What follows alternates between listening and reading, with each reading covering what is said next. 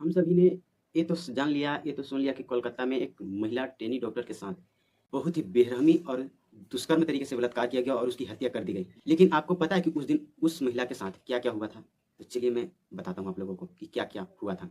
तो बात ये है 9 अगस्त की, तो 2 बजे के बाद जब वो महिला आराम करने के लिए अपने रूम में जाती है, तो वो सो जाती है और जैसे ही उस रूम से बगल से एक संजय रॉय नाम के व्यक्ति जो नशे के धुत में था और वो वहाँ से निकलता है और उस महिला को अकेला पाकर उस मौका का फ़ायदा उठाना चाहता है और उस महिला पर अटैक करने की कोशिश करता है और उसकी ब्रेस्ट दबाने की कोशिश करता है।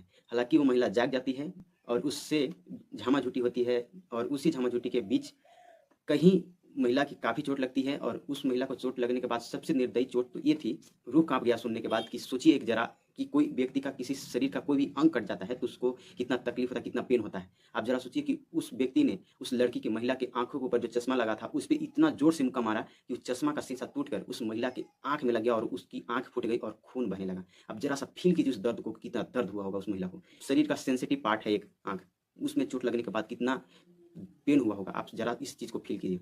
सोचने वाली बात है कि इतना निर्दयी, इतना मतलब इंसानियत के नाम पे में भी भाई धब्बा है ऐसे-ऐसे लोग। सोचने वाली क्या बोले, रूह काँप जाता है भाई ऐसे-ऐसे घटनाएँ सुनकर।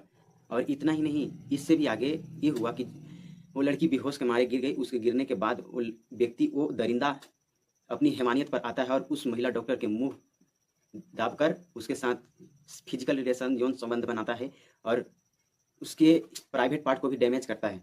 और जिस हिसाब से बताया जा रहा है पोस्टमार्टम रिपोर्ट में कि 151 ग्राम सीमेन मिला है। मतलब बताया जा रहा है पोस्टमार्टम रिपोर्ट के अनुसार कि उस महिला के साथ कोई एक लोगों ने बलात्कार नहीं किया बल्कि कई लोगों की अनुशंका बताई जा रही है। हालाँकि अभी रिपोर्ट ये सीबीआई के हाथ में चला गया। अब देखना ये है कि रिपोर्ट आने के बाद क्या-क्या होता है। परंतु ज़रा-सा फ़ील कीजिए कि उस महिला को कितना दर्द हुआ होगा और उस दर्द के बाद भी वो दरिंदा नहीं रुका और अपनी दरिंदगी दिखाते रहा। सोचने वाली बात है। और यहाँ नहीं, उस महिला के रेप करने के बाद पुनः उसकी गला दबा दिया और गला दबाते-दबाते उस महिला की गर्दन की हड्डी टूट गई। यानी आँख भी फूटा, मुँह से भी खून निकला, प्राइवेट पार्ट को भी डैमेज करके वहाँ से भी खून निकला। मतलब हैवानियत के सारा हद पार कर ही दिया उस व्यक्ति ने। नशे के धुत में इतना भी इंसान को पागल हो सकता है, मैं सोच भी नहीं सकता कि एक इंसान इतना हद तक नीचे जा सकता है। खैर अब ये देखना ये है कि कानून उसको क्या सज़ा देती है। देखते हैं। वैसे भी तो हमारे देश में किसी को जल्दी न्याय तो मिलता नहीं है, लेकिन जिस हिसाब से भैया ये घटना होती जा रही है हमारे देश में, हमको तो लगता है कि कहीं न कहीं तो अब इस पे एक्शन आम जनता को ही लेना पड़ेगा, क्योंकि ये न्यायालय द्वारा भैया कहीं न कहीं तो न्याय हम लोगों को मिलता ही नहीं है और ऐसे खास करके महिलाओं को नहीं मिल रहा है, जो इन दरिंदों का शिकार बन रही हैं। ऐसे लोगों को और भी न्याय नहीं मिल पा रहा है। तो मैं समझता हूँ कि अब इस चीज़ का अब कानून को हाथ में लिया जाना ही चाहिए आम जनता द्वारा, क्योंकि अब कानून से कुछ नहीं होने वाला। अब कानून ने अपना ही हाथ खड़ा कर दिया। भैया अब दिखा दिया है कि कानून सच में अंधा होता है, उसको कुछ दिखाई नहीं दे रहा है। अगर हो रहा भी है, सच्चाई सब सामने है, फिर भी उसको सज़ा मिलने के लिए भाई कितना दिन लगा है। सोचा हूँ कि मामला 9 अगस्त का है और आज 16 अगस्त है। सोचिए क्या हो रहा है हमारे देश में। और यही नहीं, इस घटना के बाद तुरंत सुनने को मिला कि बिहार के मुजफ्फरपुर में भी एक 14 वर्ष नाबालिग दलित लड़की के साथ गैंगरेप किया गया और उसको प्राइवेट पार्ट को भी डैमेज किया गया और उसके ब्रेस्ट को भी काट दिया गया। और इसके बाद फिर उत्तराखंड से सुनने को मिल रहा है कि एक नर्स के साथ वहाँ भी रेप हुआ। क्या हो रहा है हमारे देश में?